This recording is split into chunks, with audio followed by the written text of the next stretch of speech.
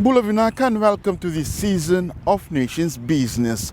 On this first episode, we take a look at the Conference of Parties, or COP28, that was held in December of last year, and Fiji's participation in negotiations in this important and significant event, which is aimed at progressing the world's climate goals. All that and more are coming up in the next half hour.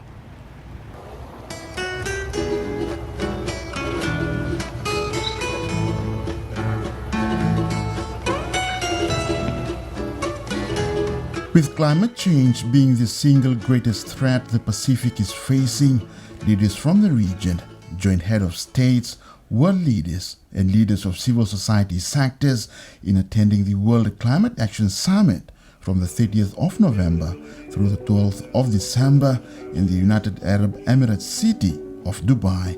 The summit intended to provide momentum and guidance for the rest of the COP through major announcements and commitments made by leaders on ambitious climate action, building on the outcome of Sharm el-Sheikh implementation plan agreed upon at COP27, including the breakthrough agreement to establish a loss and damage fund. COP28 will also seek to make progress towards operationalizing this fund.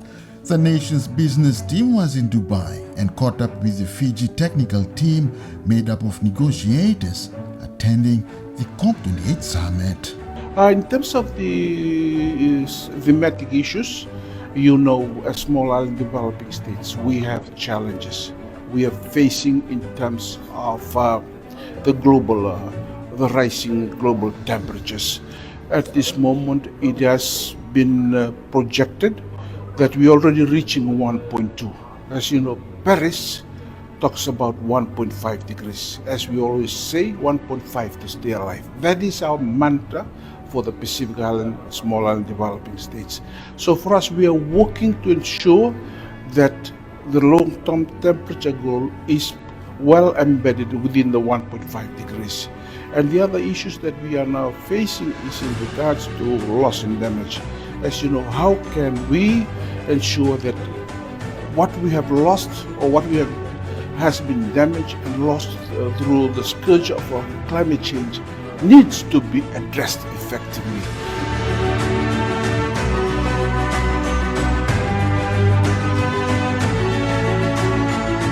Countries came together to assess and make progress towards the world's collective climate goals as agreed to under the Convention, the Paris Agreement, and the Kyoto Protocol. So this is the COP that we will review the commitments that our global leaders agreed to in Paris in 2015.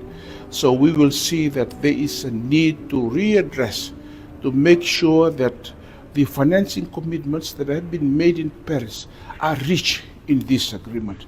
We'll talk about whether it's loss and damage or whether it's other funding mechanisms. Small and developing states, including Fiji, deserves to be granted access to climate finances that will enable to address our adaptation needs as well as our mitigation needs. It's a lot of challenges for us, but so far the negotiation has been progressing well.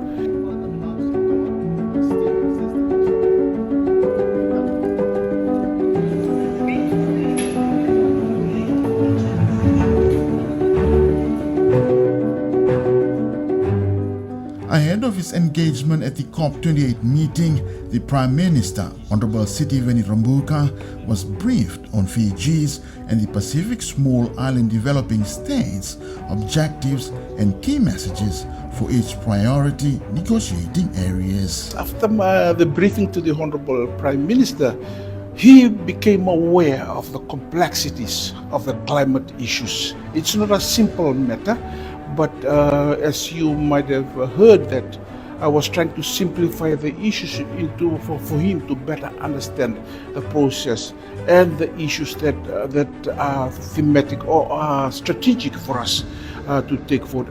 But I'm glad that he could see that the work that we do as delegates for Fiji in this meeting is paving the way, particularly with the involvement of our young negotiators, which is part of the work that I do, to empower them, to ensure that they understand the process and build capacities for the future in the negotiations.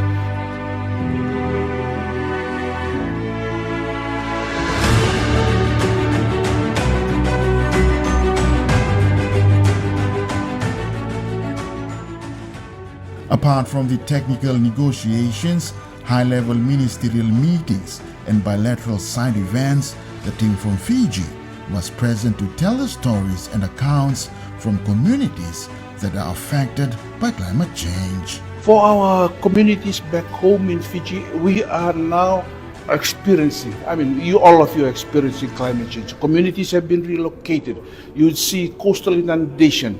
For instance, some villages around Fiji have been flooded with seawater during times of high tides. And this is something that is affecting us because with rising temperatures, it comes with increasing sea levels. And this is the major challenge as island communities, island ecosystems really affect us. So it's already experienced in Fiji. The tasks that we do here is for the world to recognize that we have been threatened by the way that we live, and it's changing our ecological setups, it's changing our ecosystems, and it's affecting our future livelihoods as well.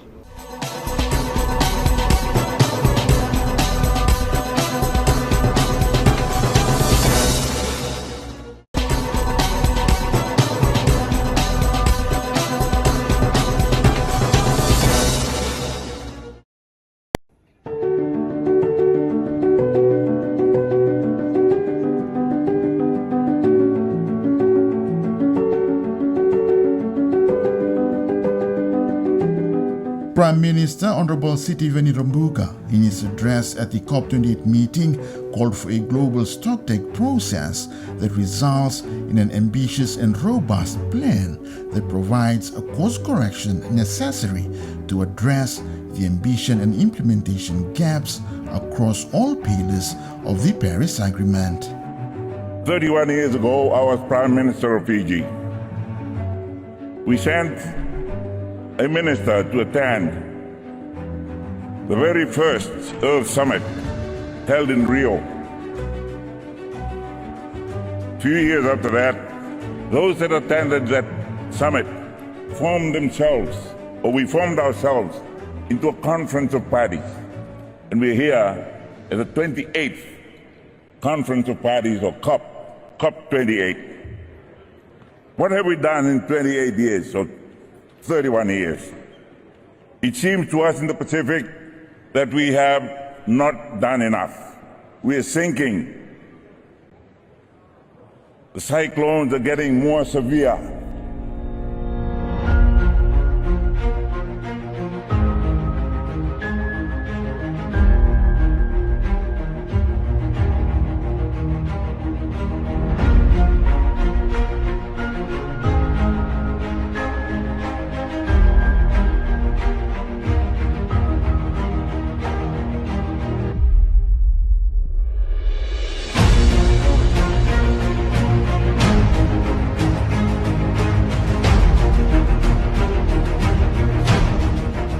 In order to scale up climate action, Prime Minister Rambuka says there is a need for renewed international cooperation to address the climate crisis, meaning new additional finance to support just transitions, adaptation, and address loss and damage. This also calls for reforms to the international financial system to facilitate access to finance and debt relief for vulnerable countries. Since 1992, emissions have dramatically increased at a rate that destines us and the world that we live in to destruction. The rate of emissions is a core metric to take stock and respond to. Climate change in the Pacific is a major threat to our very own existence, our survival, our identity. It is clear that we are at a breaking point for survival of not only the Pacific, but for humanity. And for that very reason, I will continue to champion my call for the Pacific to be a zone or an ocean of peace, which includes our collective responsibility to combat climate change and preserve the environment. The environment is our life in the Pacific. I believe that a transformational response is needed. These include just transition that ensures global emissions peak before 2025. This will require deep cuts to emissions that align with the target of keeping global average temperatures rise to below 1.5 degrees Celsius. From last week's recorded temperatures in Fiji, I do not know whether we are going to achieve that. But I call upon all of us to strive towards that. Otherwise, we'll be under the sea. Otherwise, it'll be too hot to live in the tropics.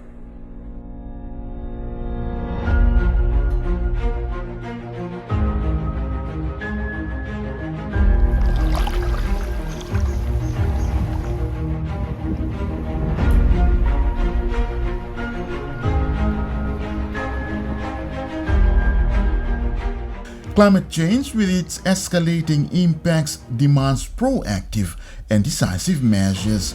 Prime Minister Rambuka stressed the importance of the urgency of action while recognizing the need to accelerate the mobilization of finance. We must ramp up our adaptation. We must double up on our finances by 2025 and agree on the framework for the global goal on adaptation. I welcome the Presidency's commitment to finalize the adoption of the GGA framework by the end of this COP28. We welcome the progress this week, the work on loss and damage fund. We urge the fund to be more targeted to the special challenges confronting small island developing states, because we are the most exposed and most vulnerable. It's estimated that $4 trillion will be needed annually by 2030 to manage the impact of climate change. There needs to be a Herculean effort to mobilize financing and investment that is accessible and cost-effective in delivering benefits to all. For us, it is our survival. We call upon every one of us to please cooperate for our survival, for our identity. I do not know which COP will not have any representation from the Pacific.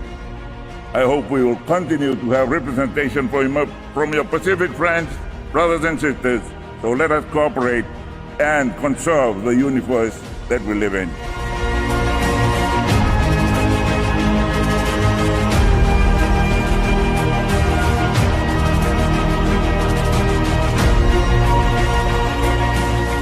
In a side event at the Pacific Pavilion, the leader of government and minister responsible for climate change acknowledged the relocation efforts as a substantial challenge, emphasizing that individuals affected by the impacts of climate change harbor deep emotional attachments to their homes, which have been passed down through generations.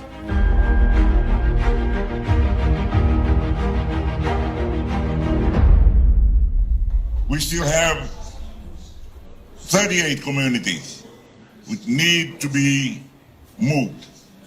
They need to be relocated. And we have very little choice but to develop a robust framework for managing these situations, knowing fully well the need for community relocation will be an ongoing issue, and tracing their roots and tracing things of cultural value to them will continue to be a problem for future governments. Assisting communities to understand the risks they face if they stay where they are. We need to educate them. They may not want to move. Where else can we go? And we have to encourage them and tell them, you didn't settle here. You settled somewhere else and you moved here. and we continue to move.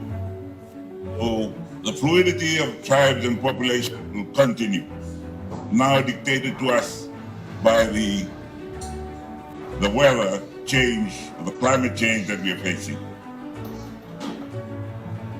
Very difficult to move. Some of them are held to where they are just by their burial ground. Our ancestors are buried here. How can we move? We have to cleanse them. Look, the sea is eating into your ancestral burial grounds. You'll have to move. What about them? Oh, they've done their bit. You have to move. Difficult, emotionally, doubtfully, but it's a reality, the need for today.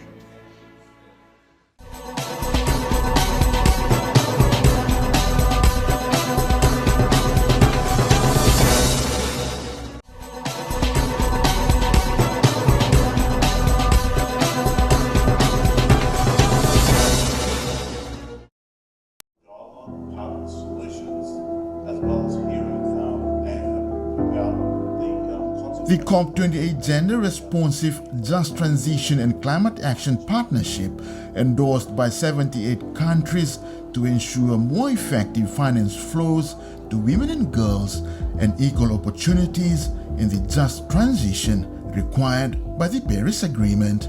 Representing the country on the Gender Equality Platform was the Minister for Women and Social Protection, Honorable Linda Tambuya, who was part of leaders focused on inclusive policies, empowering women in climate change and fostering equal representation. As the Minister for Women, Children and Social Protection, I've been able to attend panels and to have interventions to do with my ministry.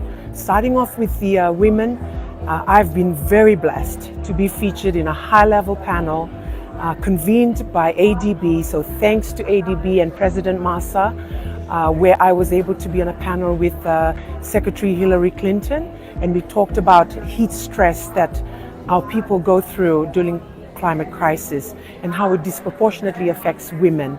And so that was a good panel to attend. I also attended a UN Women panel about the need for more gender inclusive and gender responsive climate finance. So I was able to be involved in that. Going on to social protection, we also discussed the need to scale up climate risk finance, which is called parametric insurance, climate risk insurance, parametric insurance to protect our people during cyclones and during any disasters.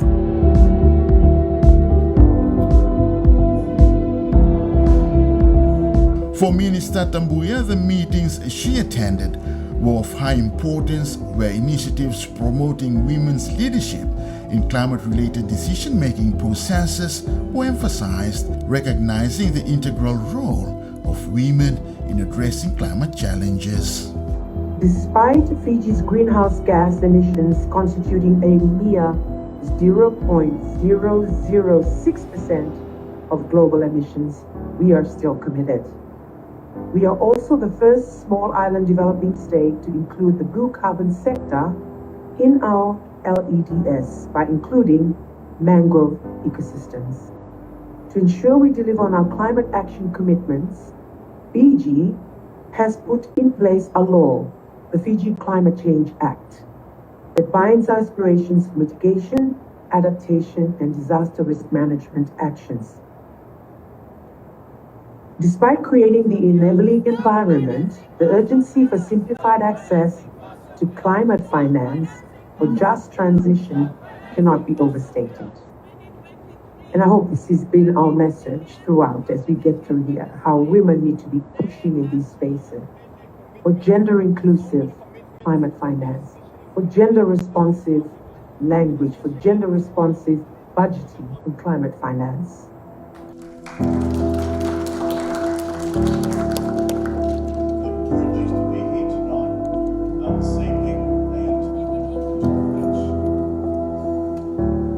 The presence and representation of women from indigenous communities played a crucial role in raising the diverse voices and perspectives, especially the importance of recognizing indigenous knowledge in climate action and the need to address the specific challenges faced by indigenous women. Lavinia Naivalu from Yasawa was at the COP28 meeting in Dubai to share the different experiences imposed by climate change.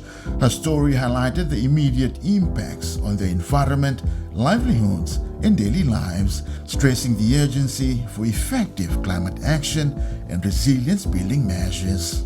I basically left home on the mission to attend COP28 and amplify the voices of my people at the COP level. And I was fortunate to represent the Pacific indigenous communities to the president of COP last night, where I had actually pleaded for an end to the use of fossil fuel. Because I believe fossil fuel, as all of us know, this is the main cause of climate change. And not only that, I am here in the demand for the so-called climate finance. Back home, people hear about climate finance. There's so much noises about climate finance.